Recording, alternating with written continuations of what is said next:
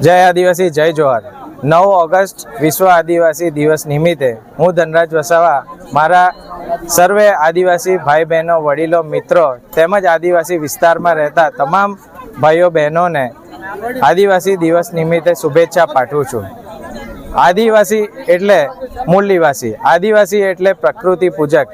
આદિવાસીઓ આજે દરેક તબક્કે વિશ્વને કઈ ને કઈ રીતે મદદરૂપ થાય છે। અમને અમારી સંસ્કૃતિ ઉપર ગર્વ છે, ગુરુર છે।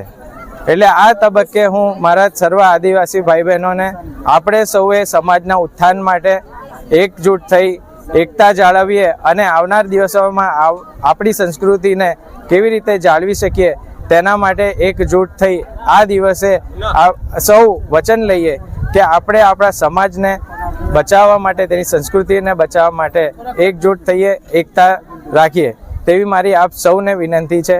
જય આદિવાસી, જય જોહર।